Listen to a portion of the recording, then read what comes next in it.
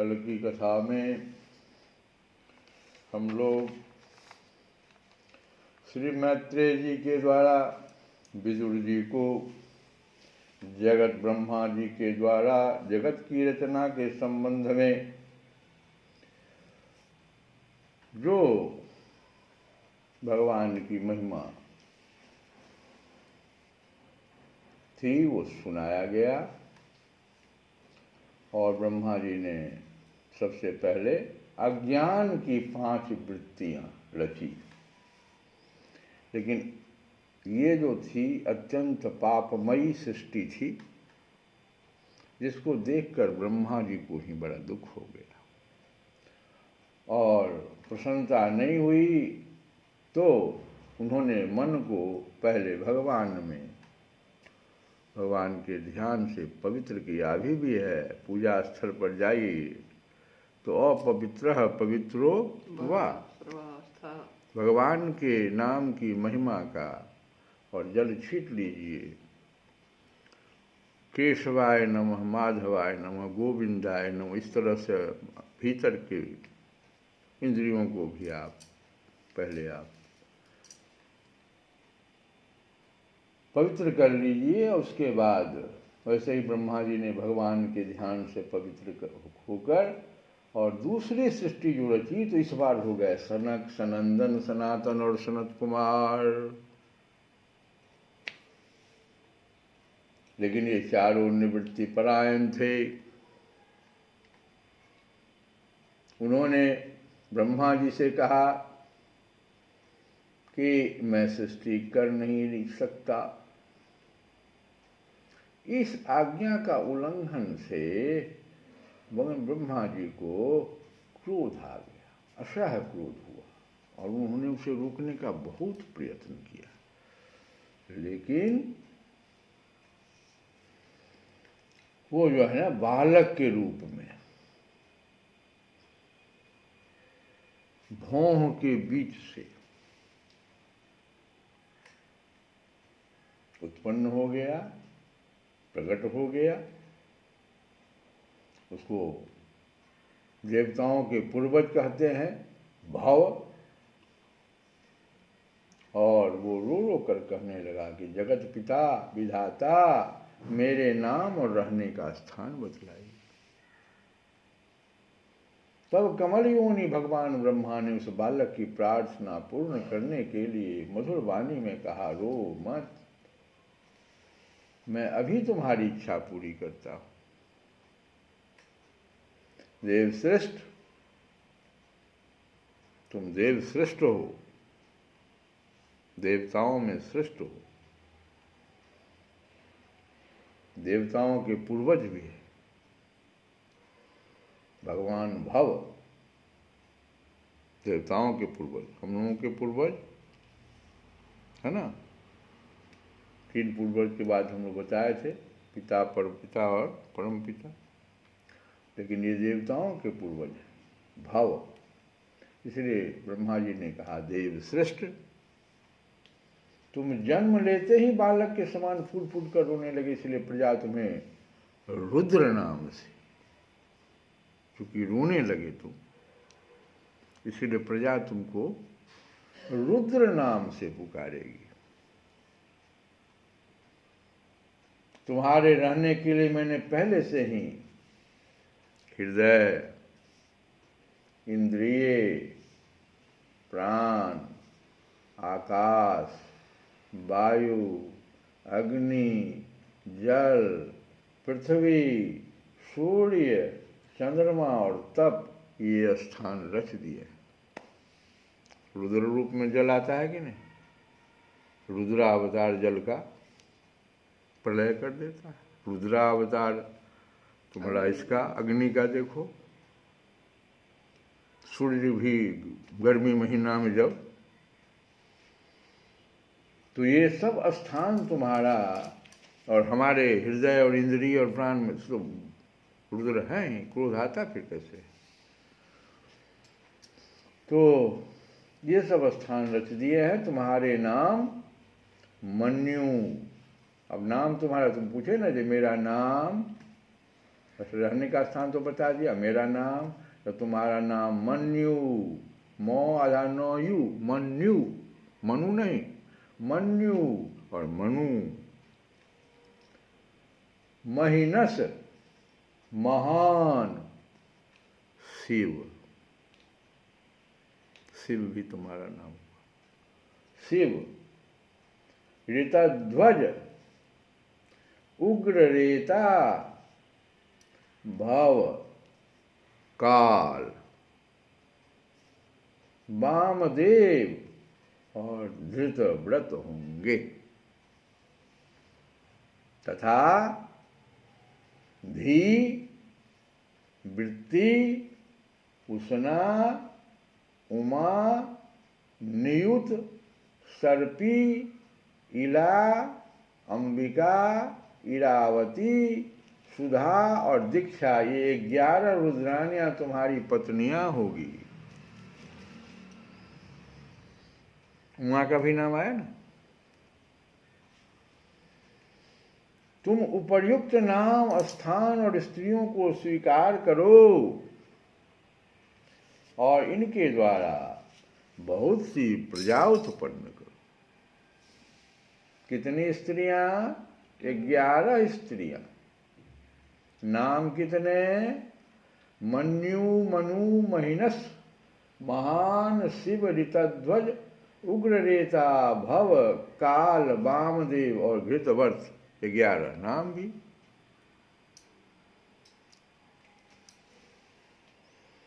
तुम उपर्युक्त नाम, स्थान और स्त्रियों को स्वीकार करो और इनके द्वारा बहुत सी प्रजा उत्पन्न करो, क्योंकि तुम प्रजापति हुए। इसीलिए प्रजापतियों के प्रजापति भोले बाबा शिव। लोक पिता ब्रह्मा जी से ऐसी आज्ञा पाकर भगवान नील लोहित बल, आकार और स्वभाव में अपने ही जैसी प्रजा उत्पन्न करने लगे। अब प्रजा कैसा उत्पन्न करने लगे? तो अपने जैसा। भगवान रुद्र के द्वारा उत्पन्न हुए उन रुद्रों को असंख्य यूथ बनाकर सारे संसार को भक्षण करते देख ब्रह्मा जी को बड़ी शंका हुई। तब उन्होंने रुद्र से कहा कि सूर्यश्रेष्ठ, तुम्हारी प्रजा तो अपनी भयंकर दृष्टि से मुझे और सारी दिशाओं को भस्म किए डालती है, अतः ऐसी सृष्टि और न रचो। तुम्हारा कल्याण हो। अब तुम समस्त प्राणियों को सुख देने के लिए तप करो। फिर उस तप के प्रभाव से ही तुम पूर्ववर्ती संसार की रचना करना। पुरुष तप के द्वारा ही इंद्रियातीत, सर्वांतर्यामी, ज्योति स्वरूप श्री हरि को सुगमता से प्राप्त कर सकता है। यहाँ तक ब्रह्मा जी ने उनको समझाया। श्री मैत्रेय जी कहते हैं कि जब ब्रह्मा जी ने ऐसी आज्ञा दी तब रुद्र ने बहुत अच्छा कहकर उसे शिरोधार्य किया। अब फिर उनकी अनुमति लेकर तथा उनकी परिक्रमा करके वे तपस्या करने के लिए वन को चले गए। इसके पश्चात जब भगवान की शक्ति से संपन्न ब्रह्मा जी ने सृष्टि के लिए संकल्प किया, तब उनके 10 पुत्र और उत्पन्न हुए। उनसे लोक की बहुत वृद्धि हुई। ये जो 10 पुत्र की अब आगे जो कथा है, इसको हम कल सुनेंगे। आज की कथा को यहीं पर विराम देते हुए थोड़ा सा जो कल हमने कहा था कि कर्म से ही जाति है ना, ये हमने कल बोला था, लेकिन नहीं, ये ऐसा नहीं है, ये गलत है। इस पर जो हमारे पूजनीय, परम पूजनीय शंकराचार्य जी की जो व्यक्ति है, जो कह रहे हैं, उसको जानना बहुत जरूरी है, नहीं तो बहुत बड़ा अपराध हो जाएगा।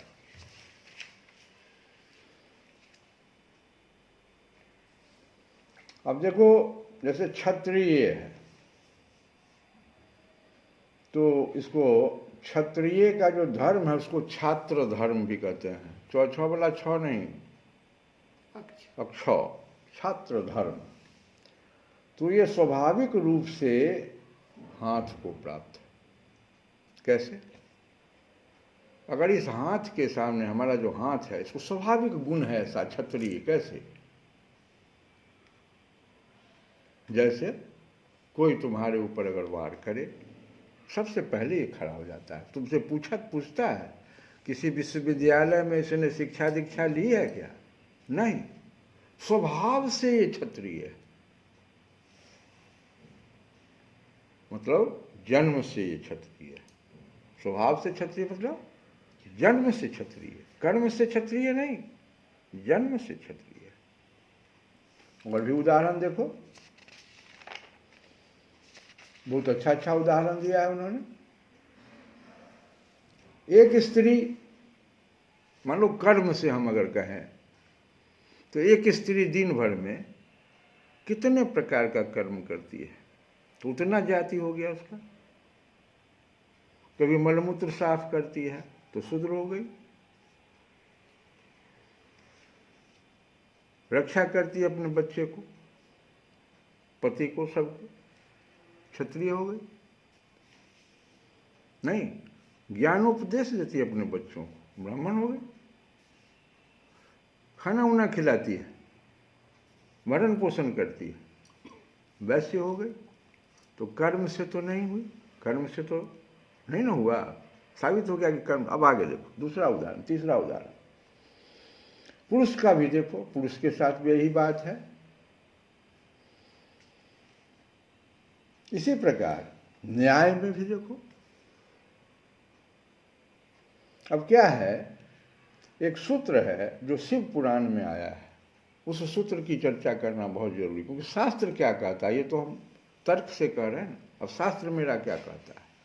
कहता है कि कर्म के आधार पर पूछता है शास्त्र कि कर्म के आधार पर अधिकार चलता है कि अधिकार के आधार पर कर्म चलता है। ये शास्त्र पूछ रहा है। कर्म के, समझो इसको, बहुत बढ़िया बात है, कर्म के आधार पर अधिकार चलता है कि अधिकार के आधार पर कर्म चलता है। जैसे इसको समझो, ट्रैफिक का कोई सिपाही है, तो पहले ट्रैफिक सिपाही में उसकी भर्ती हुई तो उसको अधिकार दिया गया कि पहले कर्म हो गया, अधिकार दिया गया, अधिकृत हुआ वो। अब अगर वो ट्रैफिक पर जाकर के हाथ देगा तो वो माना जाएगा, उसके नियम को माना जाएगा। लेकिन कोई दूसरा व्यक्ति जो अनधिकृत, अधिकृत नहीं है, अब वो जाके वहाँ खड़ा हो जाए तो क्या होगा? उसको क्या कहा जाएगा? गुंडा, अराजकीय तत्व कहा जाएगा। नहीं, वो अधिकार नहीं है आपको इस कार्य को करने। किसी प्रकार से, जैसे एक पुलिस का, जैसे दूसरा उदाहरण दिए, पुलिस का आदमी है, वो डकैती करे, क्या कहोगे? तीसरा, न्यायाधीश, वो घर में बैठ करके अगर न्याय करेगा तो होगा? नहीं, अधिकृत, आप कुर्सी पर पहले बैठिए, अधिकृत, और तब आप न्याय दीजिए, तब आपका मान्य हो गया। तो अधिकार के आधार पर, कर्म के आधार पर अधिकार चलता है? नहीं, गलत। अधिकार के आधार पर कर्म चलता है, पहली बात। दूसरी बात, पूर्व कर्म जब फल दे, बहुत सुंदर बात है, इसी को समझना है। जब ये समझ गए तो ऐसे समझो कि पूर्व कर्म, हमने इस जीवन से पहले जो कर्म किया, तो पूर्व कर्म जब फल देने के लिए उदित होता है तो कर्म के अनुसार जगत का निर्णय होता है, जाति का निर्णय होता है। कर्म के अनुसार जाति का निर्णय होता है। ये जाति माने हुआ जन्म। जन्म से जो आपको प्राप्त हुआ कुल, पूर्व में आपने जो कुछ भी संचित आपका कर्म है, जैसे एग्जाम्पल ले रहे हैं वो कि गाय को जन्म से गाय मानेंगे आगे दूसरा कुछ कह देंगे, शेर को शेर मानेंगे, बंदर को बंदर, वृक्ष को वृक्ष मानेंगे। कर्म से नियंत्रित है वो। पूर्व में क्या किया था जो वृक्ष हो गया, स्थावर हो गया, कोई जंगम हो गया, कोई तिर्यक हो गया, कोई जो है मनुष्य हो गया, है ना। मनुष्य में भी कितना न भेद है, ब्राह्मण कोई हो गया, कोई क्षत्रिय हो गया, कोई। अब देखो अपवाद, अपवाद क्या है कि